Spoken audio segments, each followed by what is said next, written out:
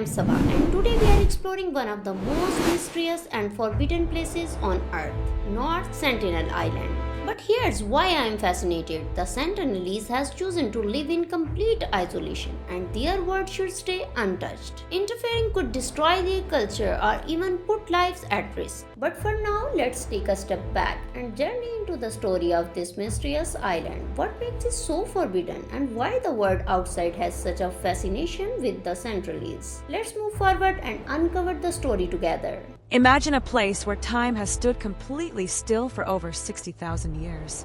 A place so remote, so fiercely protected, that even the most advanced nations on Earth dare not set foot on it. A place where the people living inside have never seen a smartphone, never tasted processed food, and never once needed the outside world to survive. This place is real.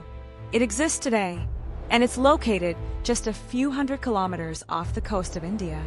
Welcome to North Sentinel Island, one of the most mysterious, dangerous, and fascinating places on the entire planet. Pause for effect. Music deepens slightly. Location: North Sentinel Island lies in the Bay of Bengal, nestled within the Andaman and Nicobar archipelago, a chain of over 500 islands belonging to India. But despite being technically Indian territory, this island exists in a world entirely its own. It sits roughly 1,200 kilometers from the Indian mainland, and while it may look like just another tropical island on a map, getting close to it could cost you your life. Why it's called the Forbidden Island? This island is home to the Sentinelese, one of the last truly uncontacted peoples on Earth. They have chosen, generation after generation, to remain completely isolated from the rest of humanity. They reject all outsiders, often violently. The Indian government has designated it a restricted zone.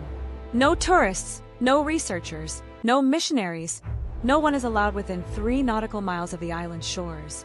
Breaking this rule is not just dangerous, it's illegal. So why does this island hold so much fascination for the world? And what do we actually know about the people living there? Let's explore. Size and terrain. North Sentinel Island is relatively small, roughly 60 square kilometers, about the size of Manhattan. But don't let its modest size fool you. The island punches well above its weight when it comes to natural defenses. The terrain is dominated by thick, almost impenetrable tropical forest.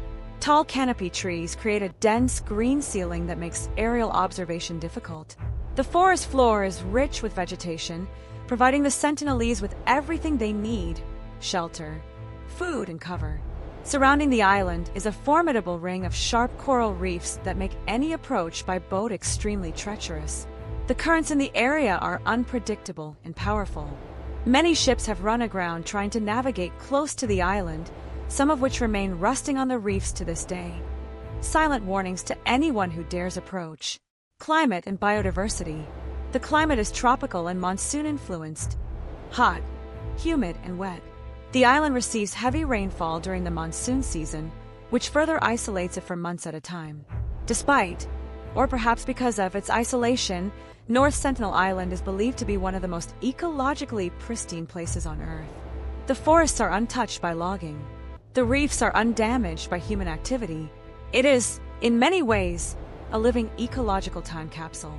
The island is believed to harbor diverse plant life, birds, and marine species that have thrived undisturbed for tens of thousands of years. No scientific survey has ever been conducted on the island. So much of its biodiversity remains completely unknown to the outside world. Who are they? The Sentinelese are believed to be descendants of the first humans who migrated out of Africa approximately 60,000 to 70,000 years ago. That means they may represent one of the oldest continuous human civilizations on the planet. Think about that for a moment. While the rest of humanity built cities, wrote books, launched satellites, and connected the world through the internet, these people continued living exactly as their ancestors did tens of thousands of years ago. Their exact population is unknown. Estimates range widely from as few as 50 individuals to as many as 400. The isolation makes any accurate census impossible. Lifestyle and survival. The Sentinelese are hunter-gatherers. Their entire way of life is built around subsistence. They take only what the island provides, and they use it wisely. They fish in the shallow waters near the coast using handmade outrigger canoes and long poles rather than nets. They hunt wild boar and other animals in the forest using bows and arrows and spears crafted from natural materials. They gather fruits, roots, honey, and coconuts from the jungle floor. Archaeological evidence from the rare glimpses outsiders have had suggests they also smelt iron, likely salvaging it from shipwrecks on the surrounding reefs, and use it to create arrowheads and blades. This detail is remarkable, a society living a Stone Age lifestyle, yet pragmatically incorporating scavenged modern metal into their toolkit. They build shelters from natural forest materials.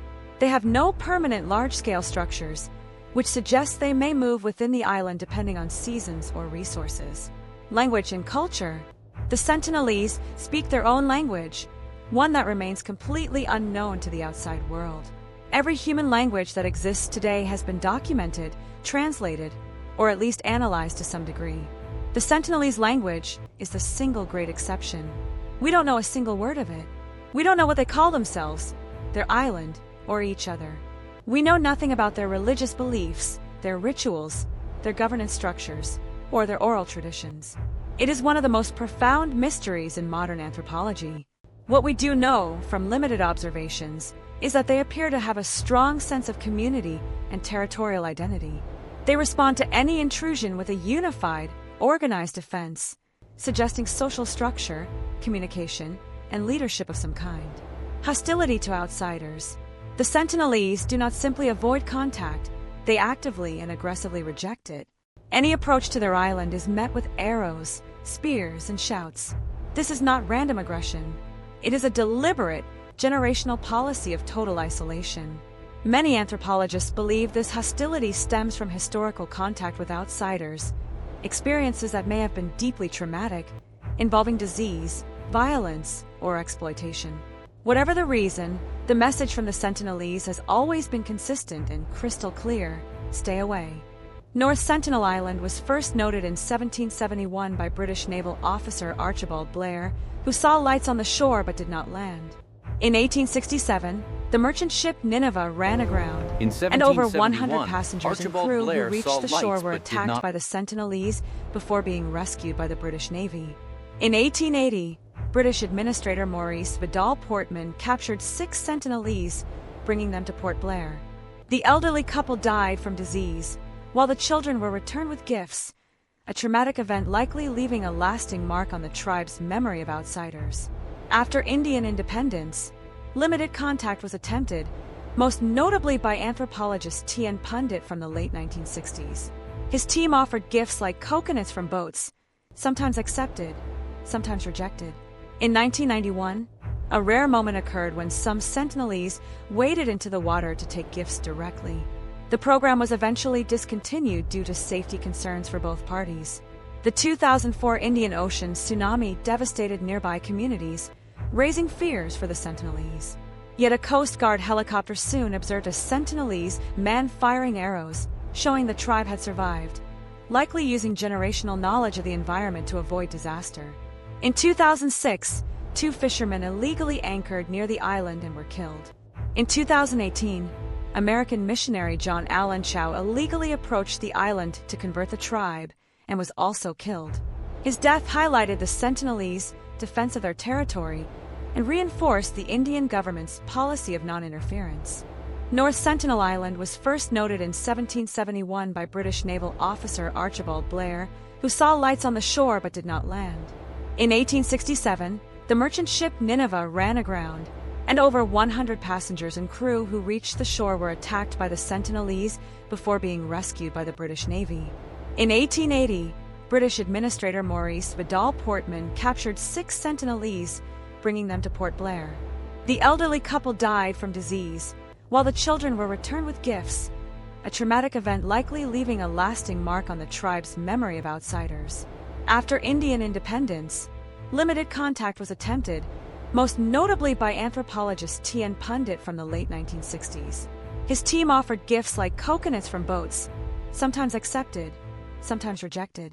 In 1991, a rare moment occurred when some Sentinelese waded into the water to take gifts directly.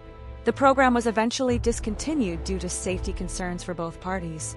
The 2004 Indian Ocean tsunami devastated nearby communities, raising fears for the Sentinelese. Yet a Coast Guard helicopter soon observed a Sentinelese man firing arrows, showing the tribe had survived, likely using generational knowledge of the environment to avoid disaster. In 2006, 2 fishermen illegally anchored near the island and were killed. In 2018, American missionary John Allen Chow illegally approached the island to convert the tribe and was also killed. His death highlighted the Sentinelese defense of their territory and reinforced the Indian government's policy of non-interference. A window into our past, North Sentinel Island occupies a unique and irreplaceable place in the human story. The Sentinelese represent a living link to humanity's ancient past, a society that has maintained a continuous way of life for possibly 60,000 years, longer than most civilizations have even existed. For anthropologists and historians, the island raises profound questions. What does it tell us about the resilience of the human species? What can a society completely untouched by modernity teach us about what it means to be human at our most fundamental level? Even without direct contact, the island's very existence challenges us to think differently about progress, civilization, and what we consider development. Preservation as a principle. North Sentinel Island is one of the world's most compelling examples of successful indigenous preservation. Despite enormous pressure from missionaries, researchers, tourists, and the curious, the Indian government has largely held the line.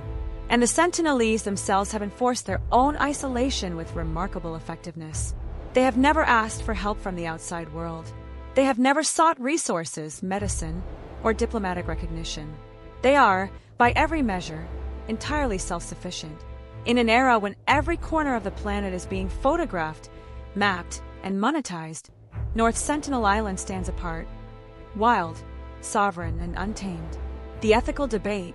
The island does raise difficult ethical questions.